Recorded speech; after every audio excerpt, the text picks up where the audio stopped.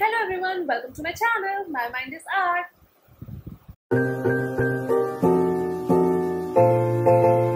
Hello everyone and welcome to my channel. My mind is art. My name is Tanvi Gupta and I am your next door nutritionist. आज हर 10 में से 3 लोगों को acidity होती है. ऐसा क्यों है? It is simply because of a diet and lifestyle practices. So in today's video, I am going to talk everything about acidity. वो क्यों होती है and किस तरह हम एसिडिटी को अपनी लाइफ से कंप्लीटली कट ऑफ कर सकते हैं. So if you are interested then please continue watching. Also please share this video with your dear and loved ones. Subscribe to my YouTube channel and continue watching now. अब हम देखते हैं कि acidity cause क्यों होती है. देखिए, जब भी हम कुछ खाना खाते हैं ना, हम अपने मुंह से खाना डाला, वो हमारे ईसोफेगल पाइप के थ्रू हमारे स्टमक तक ट्रैवल होता है. अब ईसोफेगल पाइप और स्टमक के बीच में एक मसल होती है एलियस, जिसको हम स्फिंक्टर कहते हैं, लोअर ईसोफेगल स्फिंक्टर. ये एक तरह से गेट कीपर का काम करता है. खाना आया वो गेट खोल देता है, खाना गया गेट बंद, खाना आया गेट ओपन, खाना गया गेट बंद. गेट बंद करना क्यों जरूरी है? ताकि खाना वापस ऊपर ना जा सके. अब जब भी हम खाना खाते हैं, एक चीज और होती है, हमारे स्टमक में हाइड्रोक्लोरिक एसिड प्रोड्यूस होता है. वो किस लिए होता है? उसके 2 काम होते हैं. सबसे पहला खाना डाइजेस्ट करना और दूसरा जो बैड बैक्टीरिया है उसे किल करना. तो हाइड्रोक्लोरिक एसिड जो प्रोड्यूस हो रहा है उसकी तो हमें बहुत ज्यादा इंपॉर्टेंस है, उसको हम हटा नहीं सकते. बट कभी कभार क्या होता है, जब हम बहुत ज्यादा खाना खा लेते हैं या फिर हमारा लाइफस्टाइल बहुत बुरा होता है या फिर हमारा जो एसिड है वो बहुत ज्यादा प्रोड्यूस होने लगता है, तो हमें एसिड रिफ्लक्स या एसिडिटी की प्रॉब्लम होने स्टार्ट हो जाती है. एसिड रिफ्लक्स या एसिडिटी बेसिकली क्या है? Excess acid, excess as in कि जितना हमारा स्टमक हैंडल नहीं कर सकता, जितना ज्यादा एसिड प्रोड्यूस होने लगता है, तो हमारा जो एसिड है वो स्फिंक्टर के थ्रू वापस ऊपर जाने लगता है. अब ऐसा 2 रीजन से हो सकता है. एक कि सिंपल ज्यादा एसिड प्रोड्यूस हो रहा है, इस वजह से वो ऊपर जा रहा है, या फिर दूसरा जो हमारी एलियस मसल है, जो स्फिंक्टर है, उसकी मसल्स लूज हो गई हैं. ये दोनों चीजें सिर्फ और सिर्फ हमारी डाइट और लाइफस्टाइल प्रैक्टिसेस के थ्रू होती है, अनलेस आप प्रेग्नेंट है. Long term acidity can lead to GERD, which is gastroesophageal reflux disease. अब जब हमारी एलियस मसल लूज हो जाती है या फिर हमारी एसिडिटी हो रही है या फिर हमारी बॉडी में बहुत ज्यादा एसिड प्रोड्यूस हो रहा है जिसकी वजह से एसिड रिफ्लक्स हो रहा है, तो क्या होता है? तो हमें बहुत ज्यादा हार्टबर्न फील होता है. हार्टबर्न मतलब सीने में जलन, या फिर चेस्ट पेन होता है. पता है आपको, कभी कभार ऐसा भी हुआ है कि लोगों को इतना ज्यादा चेस्ट पेन हुआ है जैसा कि हार्ट अटैक आ रहा हो. या फिर हमें खट्टी डकार आती है, या फिर बैड ब्रेथ आती है, या फिर समटाइम्स हमें वो टेस्ट आने लगता है खट्टा खट्टा गंदा सा, और एसिड जैसी स्मेल आने लगती है. ये सभी सिम्टम्स हैं एसिडिटी के या फिर एसिड रिफ्लक्स के. तो जब भी हम कुछ खाना खाते हैं ना, वो हमारे ईसोफेगस में 8 सेकंड तक रहता है. देन वो ईसोफेगस से स्टमक में पहुंचता है एंड वहां रहता है 2 से 6 घंटे तक. Then from the stomach it travels to the small intestine and वहां पे रहता है वो 3 से 5 घंटे. एंड उसके बाद स्मॉल इंटेस्टाइन से हमारा खाना पहुंच जाता है लार्ज इंटेस्टाइन में, जहां पे वो अप टू 72 आवर्स रह सकता है. तो अब हम स्टमक में देखें तो वो 2 से 6 घंटे जो रह रहा है, उस पूरे ड्यूरेशन में खाना खाने के 4 या 6 घंटे तक आपके स्टमक में एसिडिटी के चांसेस रहते हैं. सो जो मैं आपको अभी लाइफस्टाइल चेंजेस या डाइट चेंजेस बताऊंगी, उनका अगर आप ध्यान रखोगे तो आपको हेल्प करेगा कि आपको एसिडिटी ना हो, एसिड रिफ्लक्स ना हो. एसिड रिफ्लक्स का सिंपल मीनिंग है एसिड ऊपर आ जाना, रिफ्लक्स कर जाना. सो अब इसके आगे मैं आपको बताऊंगी हम किस तरह अपनी डाइट और लाइफस्टाइल प्रैक्टिसेस के थ्रू एसिडिटी को कंप्लीटली रिमूव कर सकते हैं अपनी लाइफ से. सबसे पहला, ईट स्मॉलर एंड फ्रीक्वेंट मील्स. जब हम स्मॉल मील्स खाते हैं तो हमारे बॉडी में थोड़ा थोड़ा ही फूड रहता है जितना हमारा स्टमक एक बारी में हैंडल कर सकता है, तो एसिड बनेगा ही नहीं, ओवरफ्लो करेगा ही नहीं. बट जब हम बहुत ज्यादा लार्ज मील्स खाते हैं या फिर मील्स के बीच में बहुत ज्यादा गैप दे देते हैं, तो क्या होता है, हम लोग ओवर ईटिंग करते हैं. लार्ज मील्स खाते हैं तो उसकी वजह से एक बार जब बहुत सारा खाना जाएगा पेट में तो एसिड भी बहुत ज्यादा बनेगा, जिसकी वजह से एसिड रिफ्लक्स यानी एसिड ऊपर आने के चांसेस बहुत ज्यादा बढ़ जाते हैं. The second thing that you can do is relax between meals and eat slowly and also take no stress. अगर आप स्ट्रेस रहते हैं मेंटली या फिजिकली, तो आपकी बॉडी ज्यादा एसिड प्रोड्यूस करती है, because of which again acid reflux के चांसेस बढ़ जाते हैं एंड एसिडिटी कॉज हो सकती है. ऑल्सो अपने खाने को आराम से च्यू करके खाइए, इतना च्यू कि आपके मुंह में ही वो लिक्विड बन जाए थोड़ा सा, ताकि जब आप फूड को डाइजेस्ट कर रहे हैं उस लिक्विड को, तो उसे ज्यादा स्टमक को ज्यादा काम ना करना पड़े. अगर आप बड़ी बड़ी बाइट्स खाएंगे और प्रॉपर्ली च्यू भी नहीं करेंगे तो हमारे स्टमक को ज्यादा काम करना पड़ेगा.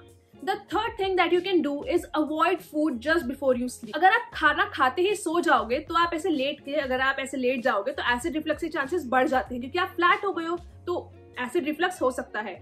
इसलिए always keep a minimum of 2 to 3 hours gap between food, I mean your dinner and your sleep.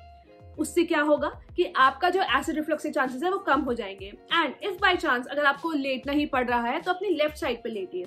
Left side पे लेटने से क्या होगा कि आपका जो स्टमक है वो ईसोफेगल पाइप के नीचे आ जाएगा, जिसकी वजह से ग्रेविटी की वजह से वो ऊपर रिफ्लक्स नहीं कॉज करेगा। The next point that you can do is lose some weight. Yes, अगर आप ओवरवेट हैं या ओबीज हैं तो आपके स्टमक पे बहुत ज्यादा जो फैट है ना वो आपके स्टमक पर बहुत ज्यादा प्रेशर डालता है आपके स्टमक पर, जिसकी वजह से आपका जो स्टमक है वो थोड़ा कंप्रेस टाइप्स फील करता है एंड जिसकी वजह से एसिड रिफ्लक्स होने के चांसेस बहुत ज्यादा बढ़ जाते हैं।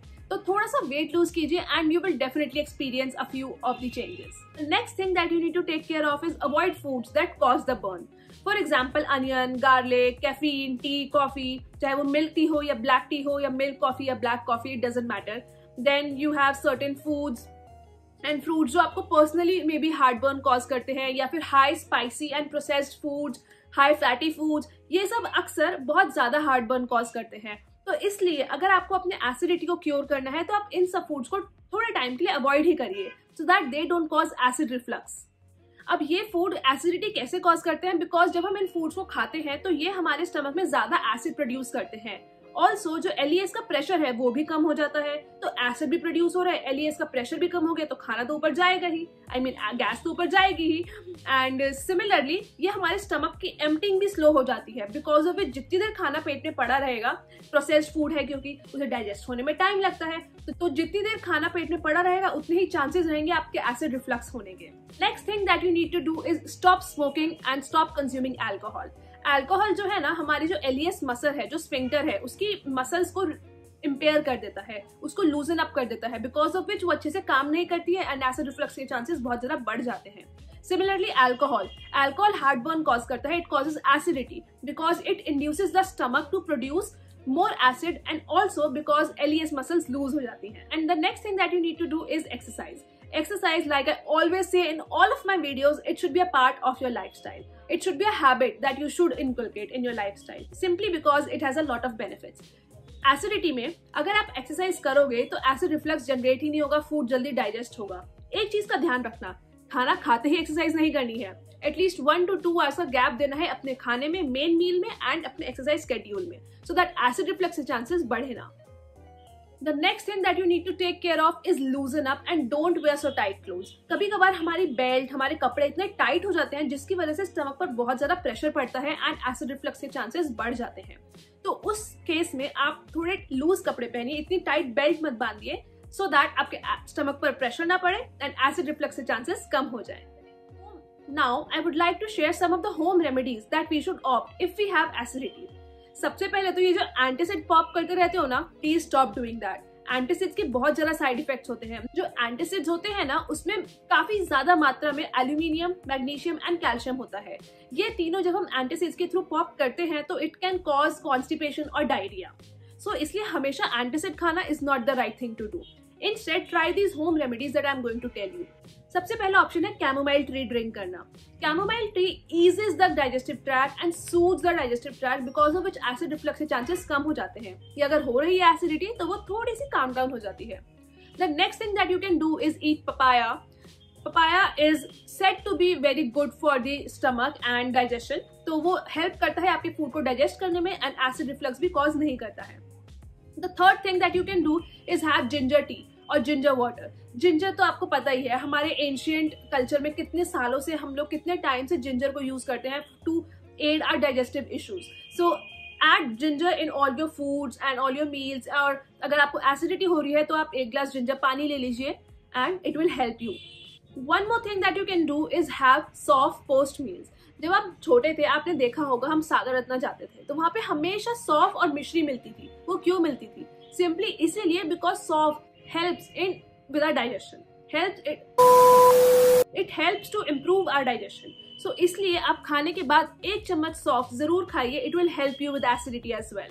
One more thing that I strictly want to tell you and like I always say and I tell this to all my clients, सबसे पहले सुबह उठते ही चाय कॉफी पीना बंद कीजिए। आपका स्टमक एसिडिक है और चाय कॉफी भी एसिडिक होती है, तो अगर आप एसिड में और एसिड मिला दोगे तो एसिडिटी तो कॉज होगी ना। तो इसलिए सबसे पहले आप कोई ड्राई फ्रूट्स या कोई फ्रूट खाइए ताकि वो अल्कलाइन सब्जेक्ट है और आपके स्टमक को थोड़ा नॉर्मलाइज कर दे। उसके बाद अपनी चाय या कॉफी लीजिए। खाली पेट चाय या कॉफी लेना एक सबसे बुरी आदत है। अगर आप उसको छोड़ देंगे ना, 95% of your lifestyle problems will improve. Definitely. Okay, so that's it for today's video, guys. I hope you enjoyed this video. If you are suffering from any lifestyle disorder like diabetes, acidity, constipation, or hypertension or hyperthyroidism, and so many more, then you can simply check out the description box. I have all my contact details listed below. I am a certified nutritionist, so I can help you with that. At TNG, we prescribe a customized diet plan for each of our clients individually. We also suggest a sample exercise routine that you should be following throughout the program. So, I'll see you in my next one, guys. Till then, bye bye, take care. I hope आपको ये video पसंद आई हो.